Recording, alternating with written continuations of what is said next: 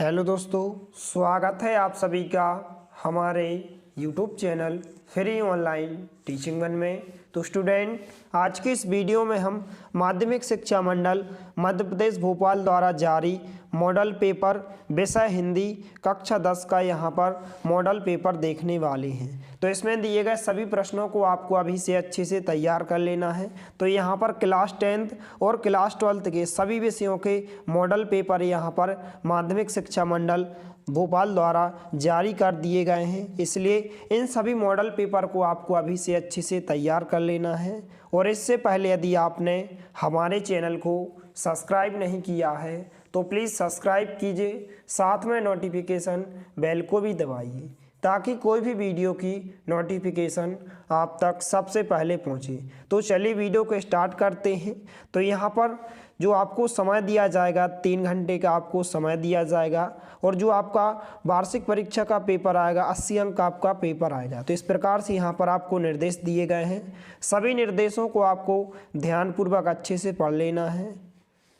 तो यहाँ पर सबसे पहले हम प्रश्न क्रमांक 1 जो कि आपको ऑब्जेक्ट टाइप क्वेश्चंस पूछे जाते हैं, 32 अंक में आपको ऑब्जेक्ट टाइप क्वेश्चंस पूछे जाएंगे। तो यहाँ पर पहला प्रश्न है, सही विकल्प चुनकर लिखिए। नंबर का प्रश्न है, भक्ति काल की कृष्ण भक्ति धारा के प्रवर्तक हैं। तो इस प्रकार से यहाँ पर आपको चारों ऑप्शन दिए गए हैं। इसका जो राइट आंसर होगा, सेकंड नंबर का ऑप्शन इसका राइट आंसर होगा महाप्रभु वल्लभाचार्य। इसके बाद यहाँ पर 12 नंबर का प्रश्न है, निबंध के प्रमुख तत्व हैं। तो यहाँ पर आपको 4 ऑप्शन दिए गए हैं। तो यहाँ पर जो निबंध के प्रमुख तत्व होते हैं 3 तत्व होते हैं। तो यहाँ पर ऑप्शन नंबर सेकंड इसका राइट आंसर होगा। इसके बाद यहाँ पर 7 नंबर का प्रश्न है, हिंदी का पहला आंचलिक उपन्यास माना जाता है। तो यहाँ पर कौन सा माना जाता है? मेला आंचल माना जाता है, अर्थात ऑप्शन नंबर फर्स्ट इसका राइट आंसर होगा। इसके बाद यहाँ पर 10 नंबर का प्रश्न है, काव्य के भेद होते हैं। तो यहाँ पर काव्य के कितने भेद माने जाते हैं? 2 भेद माने जाते हैं, ऑप्शन नंबर सेकंड इसका राइट आंसर होगा। इसके बाद यहाँ पर ई नंबर का प्रश्न है, रस के अंग होते हैं। तो यहाँ पर रस के कितने अंग होते हैं? 4 अंग होते हैं। तो यहाँ पर इसका जो राइट आंसर होगा, पहले नंबर का ऑप्शन इसका राइट आंसर होगा। इसके बाद यहाँ पर 5 नंबर का प्रश्न है, समास के भेद होते हैं। तो समास के 6 भेद होते हैं, अर्थात चौथे नंबर का ऑप्शन आपका राइट आंसर होगा। इसी तरह आपको इस चैनल के माध्यम से और अन्य सभी सब्जेक्ट के मॉडल पेपर हल सहित सॉल्यूशन के साथ प्रोवाइड किए जाएंगे, इसलिए आप हमारे चैनल को अभी से सब्सक्राइब कीजिए, साथ में नोटिफिकेशन बेल को भी दबाइए ताकि कोई भी वीडियो की नोटिफिकेशन आप तक सबसे पहले पहुंचे। और आप कमेंट जरूर करें कि आपको इसके सॉल्यूशन की आवश्यकता है, तो आप कमेंट जरूर करें। इसके बाद यहाँ पर प्रश्न क्रमांक 2 है, रिक्त स्थान में सही शब्द चुनकर लिखिए। यह आपको 7 अंक में पूछे जाएंगे। तो यहाँ पर आ नंबर का प्रश्न है कि छायावाद के प्रमुख आधार खालिस्तान है। तो इस प्रकार से यहाँ पर आपको 2 ऑप्शन दिए गए हैं। तो जो छायावाद के प्रमुख आधार माने जाते हैं जयशंकर प्रसाद माने जाते हैं। तो यहाँ पर पहले खालिस्तान का आंसर जयशंकर प्रसाद हो जाएगा। इसके बाद यहाँ पर 12 नंबर का खालिस्तान है, सूरदास का जन्म सन खालिस्तान में माना जाता है। तो कौन से ईस्वी में माना जाता है? 1478 ईस्वी में माना जाता है। इसके बाद यहाँ पर 7 नंबर का ऑप्शन है, सूरज कब निकलेगा। यह रचना खालिस्तान की है। तो किसकी है? यह स्वयं प्रकाश जी की रचना है। तो यहाँ पर तीसरे खालिस्तान का आंसर स्वयं प्रकाश हो जाएगा। इसके बाद यहाँ पर 10 नंबर का खालिस्तान है, जॉर्ज पंचम की नाक की रक्षा के लिए खालिस्तान तैनात कर दिए गए थे। तो यहाँ पर क्या तैनात कर दिए गए थे? यहाँ पर कलमबंद पहरेदार तैनात कर दिए गए थे। तो यहाँ पर 10 नंबर के खालिस्तान का आंसर कलमबंद पहरेदार हो जाएगा। इसके बाद ई नंबर का खालिस्तान है, खालिस्तान एक महाकाव्य है। तो आपको ध्यान रखना है कि साकेत एक क्या है? महाकाव्य है। तो यहाँ पर लास्ट खालिस्तान का आंसर आपका साकेत हो जाएगा।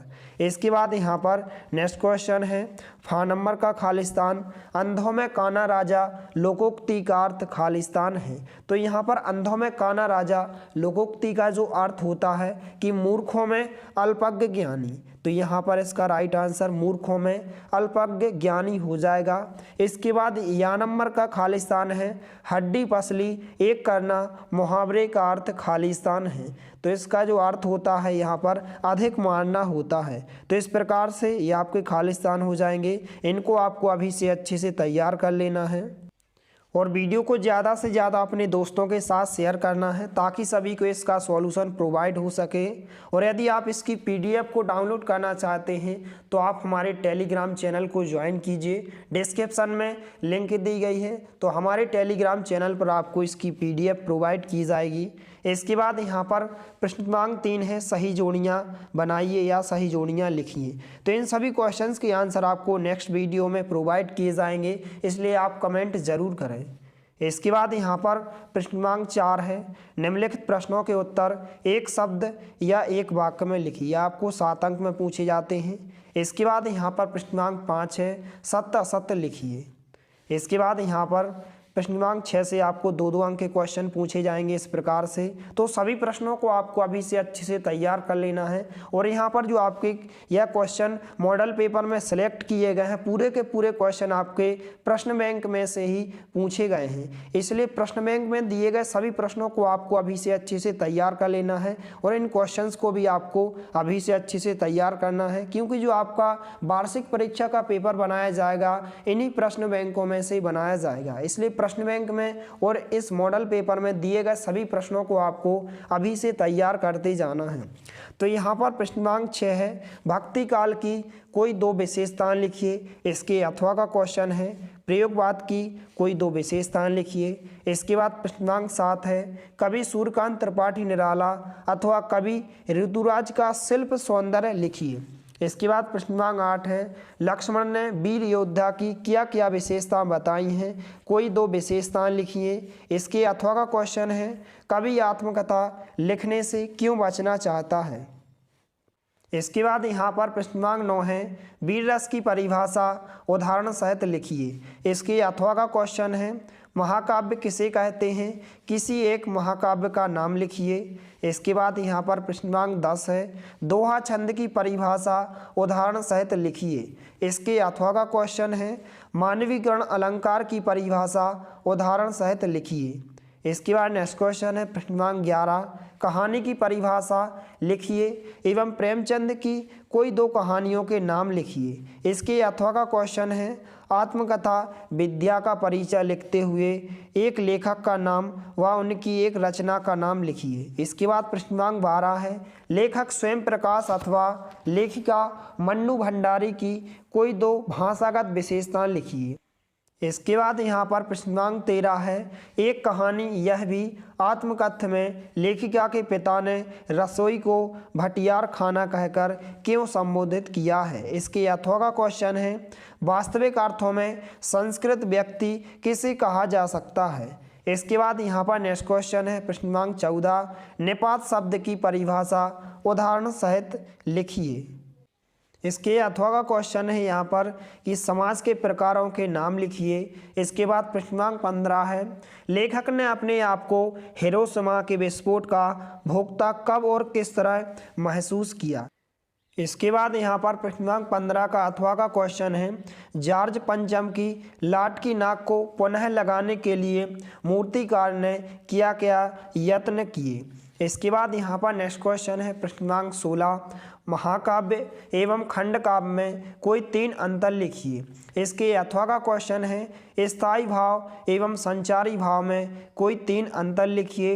इसके बाद प्रश्न क्रमांक 17 है मुहावरे एवं लोकोक्ति में कोई 3 अंतर लिखिए। इसके अथवा का क्वेश्चन है विज्ञापन लेखन एवं सूचना लेखन में कोई 3 अंतर स्पष्ट कीजिए। तो इस प्रकार के क्वेश्चन आपके 3-3 अंक के क्वेश्चन पूछे जाते हैं, इसलिए सभी प्रश्नों को आपको अभी से अच्छे से तैयार कर लेना है।